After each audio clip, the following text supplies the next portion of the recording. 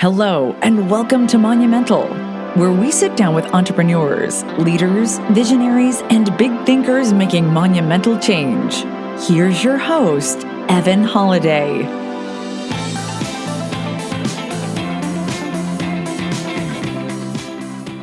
Welcome to Monumental. I'm your host, Evan Holiday, and today we have on the one and only Juan Vargas. Juan, great to have you on the show, man. Hey, Evan, it's a pleasure to be on your show. And I wouldn't say I'm the one and only, man. There's like a billion Juan Vargases out there. So if you look at my social media, it's actually, it's like the Juan Vargas. And the reason for that is because Juan Vargas was already taken like multiple times. So I'm like, man, what else can I be then? So I had to be the Juan Vargas. So yeah, people like, they tease me for that all the time, but I'm like, all right, whatever. I mean, I couldn't find anything else. That's even better. You're the Juan Vargas. So yeah, so I just kind of go with the flow, right? So I love it. But yeah, man. no, it's cool to be on your show, man. I really, I'm excited. Yeah, me too, man. I've been watching you, and we've been connected for a while, and I love what you're doing. So to give our listeners a little bit of background on Juan is a multifamily investor and syndicator. He started with a 32 unit and through GenWealth Capital is now an LP in over 1,100 units and GP in over 800 units. Juan is the host of Commit to Wealth podcast, where, as a side note, he had guests like Grant Cardone and Robert Kiyosaki, and is also co-host of El Cashflow Café, an all-Spanish podcast focusing on commercial real estate investing. So Juan, let's just jump right in and go into a little bit about your background and how you got into real estate. Yeah, I appreciate the intro. Yeah, so my background, man. My background, after high school, I went to a trade school, right? So I went to a trade school because I wanted to start making money quickly, right? So I was like, you know what? I had a good GPA and I actually graduated high school early, but it was more because I wanted to get to work and start making some money, Yeah. But even as a child, my dad, he would always tell me, hey, you should get into real estate, but I saw him doing all the work, all the time, the maintenance guy, the leasing agent, pretty much doing all the work. And so I kind of just, held off on that at that time. And I went to go to a trade school, and I went to eventually go work with BMW. So I did that for several years, had 3 boys during that process, married. And so, part of that while I was working was I was spending less and less time with my kids. And so I started to look for different ways to create passive income. And real estate was one of those things that kept popping up for me, and it's like, hey, this is one of the best ways to create passive income. And so I started looking deeper into it, and I realized that, hey, my dad was correct. He was just not doing things the right way, and so I bought some houses, and then, but I also realized, after I bought those few houses was, hey, for me to get to a certain level of income to replace my income, so to speak, I was going to have to buy maybe 60, 70 houses. And that was going to take me forever, putting a down payment on every single house. And just the, buying one at a time. I just felt that it was going to be, a process that was going to take forever. And if I ever got there, I was going to be really old. But, also, luckily, and I say luckily because, I was vacant on one of my houses.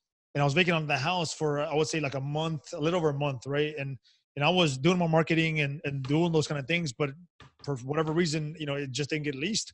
And so, I realized at that time that, hey, I have one person living in this house. I'm 100% vacant, but if I have, multiple units, a 10 unit, then one guy is down, I'm still 90% occupied. So that's why I say that was, I was lucky to come to that point, because it also opened my eyes and, helped me to realize that, hey, there's better, for me, at least, there's better strategies out there versus the single family. Again, this is for me, right? So, so multifamily was that better strategy, and so, yeah, that's how my idea and my transition into multifamily began. That's great, man. So what helped you make the transition into the larger multifamily properties? Yeah. So, really, it started off with education, right? So I think, that's obviously one of the tools, to success in anything that you do is the education side of things. But, I think even the bigger piece to it is the action, right? So for me, whenever I realized at that point in that one single family house, whenever the idea of multifamily came into my head, well, I kind of already had the idea, but it kind of like just pushed it that much further, at that point. I was like, okay, it's time for me to get educated as much as I can. It's time for me to soak in all this information. And once I have enough information, then, you have to put it to use, because what good is all the information that you have in your brain and, in front of you in books, if you don't put it to action, if you don't put it to use. And so, I read some books, I listened to podcasts, such as, yours, and, attended events, networking events. And I was like, okay, that's enough of this. Enough of the noise. It's time to put this thing to action. And that action was eventually a 32 unit that was my first property. So walk us through, like, I completely agree with you. It starts with education, then leads its way into action. And really, education does you no good if you don't take that action. But I feel like a lot of people can get stuck in that education to action gap. It's like crossing over that gap can be really tough for people. So how were you able to get over that gap? That's a very good question. And, that's a reality that, as human beings, we always tend to go against things that are risky, right? Or things that, that may not provide the best results. But, I would say that, you have to, overcome that fear. You're never going to know everything. You're never going to know all the results, what's going to happen. And you have to be able to overcome that fear and take those first steps, and then, I would say also is that, try to learn maybe, 60 to 70% of it. Once you're to that point, then you should be ready to take action, and so, anything less than that. And I don't know if that's a good percentage, but that's kind of the way I sort of did things. You're never going to know everything, because it's not until you're actually doing it where you're going to learn the rest of it. Right. Yeah. So learn as much as you can, but then go for it and take the action. So walk us through that first deal, that 32 unit. How many deals had you looked at before you were finally able to get that one? And what did that look like? Yeah. So I would say, really, once you get to a certain level of comfort, then you have to be willing to take the action. You take the action, then you're going to figure out a lot of it, the rest during the process. Right. So, so that's the biggest thing. So for me, on my first deal, for example, going back to that, a lot of that was, there was a lot of rejection on the lender, for example, right? So I contacted a bunch of lenders, I called them a lot, and I went to a lot of different places, and I got a bunch of no's. And part of that was because of the loan amount, right? The loan amount was lower than $1 million on that property. The purchase price was $1 million. So the loan amount was $800,000, approximately. So part of it was because of that. So a lot of banks were a little hesitant to move forward with the loan on that, and you had to find like a specific bank for that, but I could have easily just said, okay, was that meant to be? Let me just stop going, after going to 12 different banks, but it wasn't until the last one that I contacted was the one that actually gave me the go ahead on the loan, and, that where it went through. So, one of it is just have that tenacity to keep pushing, and try to overcome those fears, So it's kind of hard to explain, really, but you have to be willing to take the action. You have to be willing to do what is necessary to achieve your goal, and your why has to be big enough, and your why is not big enough, then, everything's going to be very, huge or overwhelming for you, so you have to be willing to take the action and have a big enough why for you to be able to push through. Yeah, I love that answer. So I want to touch on the why, but let's first go into like that specifically, like, how many deals are you looking at, or were you looking at the beginning, and then segueing to now, like, how many deals are you looking at? How many are you underwriting? Are you spending time visiting sites? Are you talking to brokers? How are you sourcing those deals?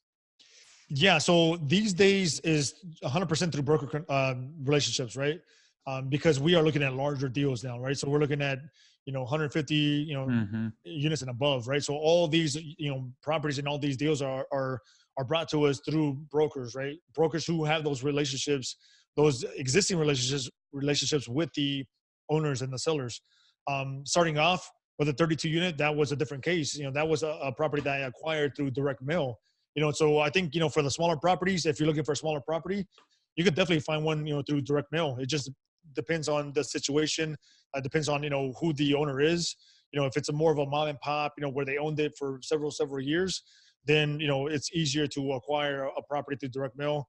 Otherwise, it's going to be through a broker, right? But these days, we're looking at, many, I can't tell you the exact number of deals that we look at, but we're underwriting several a week, like several a week. And then we submit maybe an offer or two a week. That's kind of like the process, because ultimately it's a numbers game, right? So some are going to work, some are not going to work. You may get the best and final on some.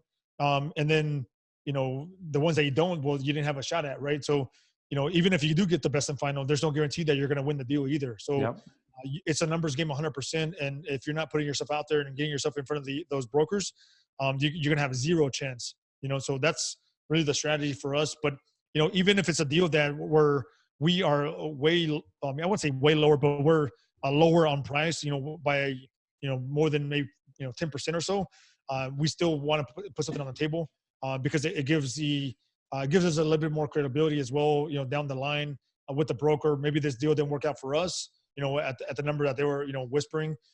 But hey, we're putting something out there, in front of them, so, that deal doesn't, if it falls through or it doesn't go through, then they can come back to us on that same deal, or, on a future deal where they say, hey, you guys were offering on these, 2-3 deals. Why don't you take a look at this one? Maybe this one will work out for you. So you have to be willing to do that, and if you're not doing that, then, like I said, you're going to have zero chance. You got to give yourself a chance out there. Yeah, 100%. That's exactly right.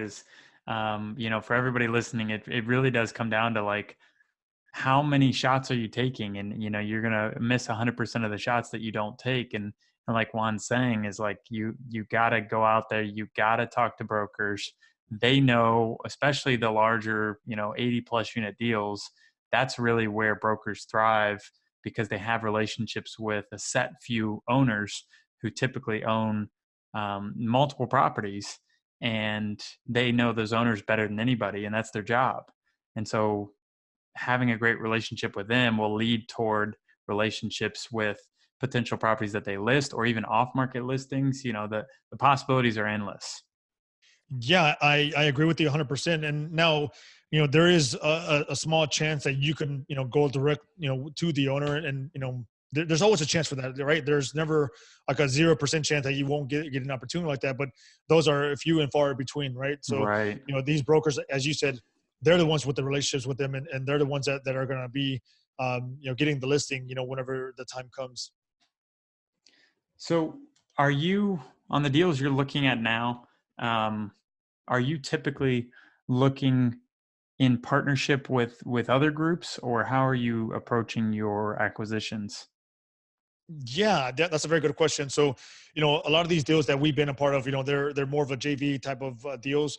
So we try to focus on the acquisition and the asset management side of things. But, we'll maybe bring in a couple partners as well for the equity, right? So, help us with some of the equity.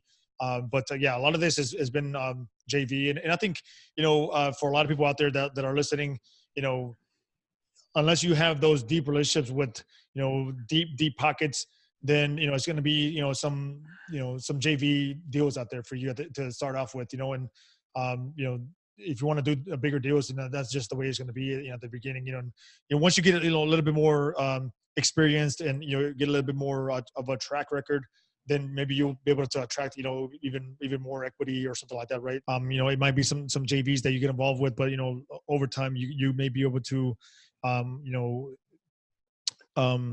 bring the attention of, bigger capital where you can do it yourself, maybe, or yourself and them only, or something like that, right? Yeah.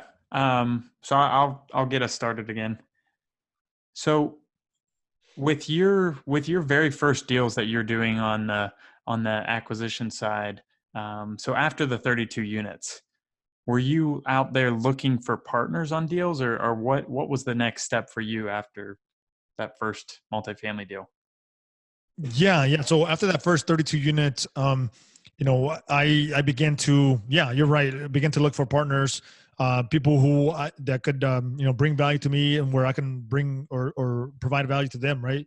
And so, you know, really all that happened through networking, really, so all the events that you see out there on social media, events that you see out there, like, through some of these, what some of these brokers put together, brokers like Marcus and Millichap, Cushman & Wakefield, JLL, some of these larger brokers, whenever they have any kind of event, you definitely should go to one of those events and, just look to see what you can do to provide value to them. And, I think eventually, that value will come back to you in a good way as well. So that's pretty much what I did, just go to a bunch of events, met up with a couple people that say, hey, maybe we can do some deals together. And then whenever those opportunities came around, those deals came around, then, we kind of linked up and took down the deals together. Right. So, I think, for a lot of people starting out, I think that's a great strategy, because there's always going to be something. If you're new, there's the truth is there's always going to be something that you need, where you're not providing everything. And that could be, either balance sheet, experience, deal flow, just so many different ways where you can provide something and somebody else can provide something for you. So yeah, that's kind of how I did it, was just through partnerships. I think it's a really solid way to get involved in the business and to grow in the business. Yeah, exactly. And to be able to scale quickly, like you said, like you really can't do it all yourself all at the beginning. I mean, you just won't grow nearly as quickly, or have the ability to do as many deals or be able to even look at or underwrite and offer as many deals. You're right. Yeah. And, there's a guy named, his name is Tim Bratz, great guy. And he says, he has this quote. I don't know if it's his quote, but I've seen him, or I've heard him say it a couple of times. I don't know if it's word for word, but, I'd rather get a, percentage of a watermelon than, 100% of a grape, so it's two different things. When you're doing the larger deals, yeah, you're sharing the profits and the equity with the other people, but it's a bigger share, right? So your portion is going to be bigger still, versus you trying to do things yourself, and you can only afford or have the experience to do a smaller deal or something like that, right? Which is equivalent to that grape, 100% grape. So I think, yeah, 100%, man. It's, partnerships is key to get started. So how are you evaluating and deciding who to partner with? Yeah, that's another very good question. Really, it comes down to, really knowing their personality, because, if they have experience, and they have a track record, that matters a lot. But, knowing who they are, what their values are, and integrity. I mean, all those are very important to me, because they're an extension of you, right? So if they don't have those type of values, then you're willing to partner with them, then what does that say about you? So I think that's some of the first things that you got to know about the potential partner is kind of their background, who they are, what they stand for, and then I think second after that is what their experience is like, and what they can provide and bring to the table. So I try to look at those, a combination of those two things.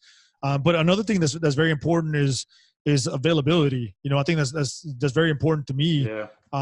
So a lot of people, they want to do deals with other people that are working full time, and I think it's very achievable. But really, this business is more meant to do it full time. If possible, right? So for you to be able to be more responsible to potential equity partners, you need to do this full time, really, because it's a full time type of business, really.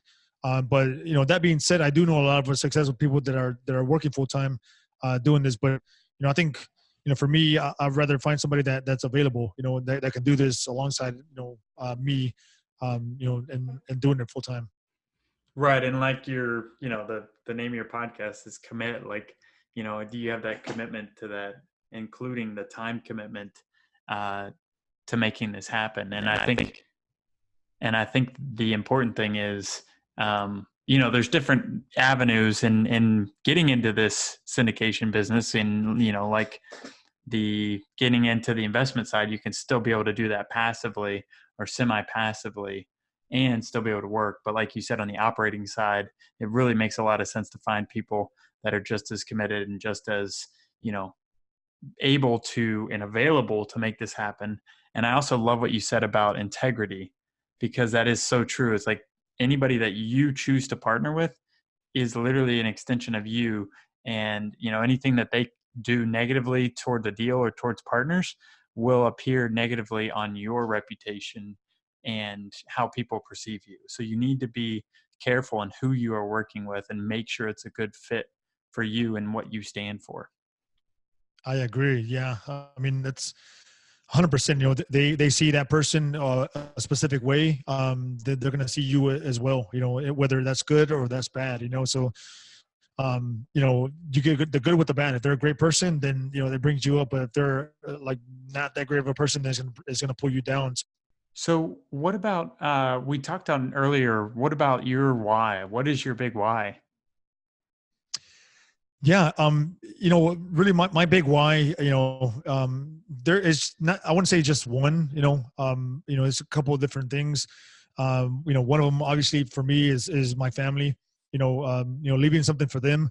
We grew up with very little, and so, yeah, we're very poor growing up, but I want to be able to leave them something, right? So whenever I'm Yeah. not here, they're good. But the other side of that is me proving to myself that I'm able to accomplish something more, right? So that's another big why that I have, personally, right? So, just going out there and building something great and taking it from there. But also, because we have very little, I want to be able to give back, and how can I give back if I have very little, right? So you have to be able to build something to be able to give back, in a tremendous level, right? Anybody can give, right now, that's fine. But, for you to be able to give more, then you have to be able to have more to give as well, So I think it's, it makes sense for me to keep pushing on that. Yeah, I think exactly what you're describing is aligned with the way I see my big why is, I want to create a better life for my family. I want to create great experiences for those all around me. Hmm. And even to your point about like proving to myself I can accomplish more, like, part of it is I want to prove to the world and prove to myself and also make my parents proud. and Exactly. and above and beyond that, like what you said about giving back, that's so important. I think that's one of the backbones of making monumental massive change in the world is like, just as you do and just as I do, like I want to make so much money, not for the just accumulation of money, but for the fact that I can actually have impact, real impact on the world and make Exactly. tremendous impact. I think that's Yeah. powerful. 100%. And as I said earlier, I don't want to sound like, we're being selfish here, because that's not the message here. I think that, anybody can give back, at any stage, right, of their life, right? If you're starting from the very bottom, you can still give back. But, how many people can you impact at a high level, at a big level, and, probably not too many, but, if you can produce, and I think it's everybody's responsibility. If you have the potential, if you have a talent, if you have, the ability, then it is your responsibility to be able to produce, and be as successful as you can to be able to get back as well. Because if you have it out there, then I think that's a way of showing that you're selfish, because you only want to do things for yourself. I think if you're super talented in one specific area and you can really, really crush it out there, then go all out and do as much as you can. So like that, you can have a bigger impact, like on other people, and help them out as well. I think that's kind of the way I see things. And that's why I'm doing what I can and trying to push as much as I can. Yeah, that's awesome, man. I completely resonate with that myself. It's like I feel like everybody has the ability, um, has the ability to actually make something big happen and live their true purpose. And by doing that, they really have they have a responsibility to give back by fulfilling their purpose. So I think that's powerful, and that's what you and I are doing. What we do, like we want to give back through our podcasts and through helping others on their journey, and it's powerful. Yeah, yeah, exactly. Yeah. And, anybody listening, I think, you know, you have the potential to impact many, many, many people. And, you know, whatever skill set that you have, that you possess, or whatever, you know, experience that you have, man, you can really take it to the next level and really, really impact a lot of people in a big way, you know. So I think, you know, it's to everybody's benefit for you to search for that, you know, and dig deep, you know. Yeah, yeah, and find your why. Find out what is important to you, just as Juan has, just as I have. If you get clear on your why, it's one of the most powerful things, if not the most powerful thing that can help shift or alter your life toward working towards your dreams and your goals and your desires. Yeah, I agree 100%. So, going into speaking of podcasts, let's go into a little bit of like your podcast, Commit to Wealth, had some awesome success with that. So first off, I commend you for that. And Thank you. then, secondly, what is the behind the name, the story behind the name, Commit to Wealth? Yeah. Very good point. So I think it's sort of a two-part, excuse me, a two-part meaning to that. You know, I think the word wealth is used as maybe currency, right? Currency like money, right? You know, I think that's the way a lot of people see wealth. And you know, you see that the first word in front of it, which is commit. Commit is a big word, you know, and so anytime you hear somebody say, "Hey, commit to money," that, like, why would you want to do that, right? You know, that's not really what we're trying to, you know, say here. Really, you know, wealth is the word wealth in my definition is everything, right? So having time, family, health, you know, religious values, you know, everything, and then money with it, right? So that's really what wealth means. But committing to it, it takes it to a whole nother level. And I think, you know, a lot of people are afraid to use that word commitment in front of wealth, or commit to anything. It's just a very touchy subject.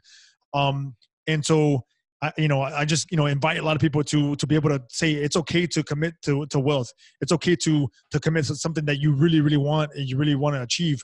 You know, whatever wealth means to you is a different thing, right? But for me, what the purpose is everything all together. You know, that's like I said, you know, religious values, your health, your time, your family, you know, everything all in one. And so we use real estate as a way to help us, you know, achieve, you know, a better quality of each different category. That's awesome, man. That's really cool that you had that, commitment to wealth, and not just from a money aspect, but a full on wealth of every aspect of your life. That's powerful. Yeah. And, you know, it's something that, you know, as I said, you know, that word commit is not something to take lightly. You know, if you're going to use that word, and you have to go all in and you know, don't give up. And, you know, no matter what gets in front of you, you're going to keep, you know, knocking down those walls, you know, jumping over those hurdles to be able to get to that point that you feel that it's right for you, you know? So, you know, and people are afraid to use that word, you know, for whatever reason. It seems like, you know, and that it made sense for us to use that as the title. Yeah, no, I love that. And I remember Michael Blanc put in his book that talking about that decision to commit to multifamily investing is literally, that's the shift that happens when you commit to something. That's when your mind looks at things differently, and you actually take that massive action like we talked about earlier.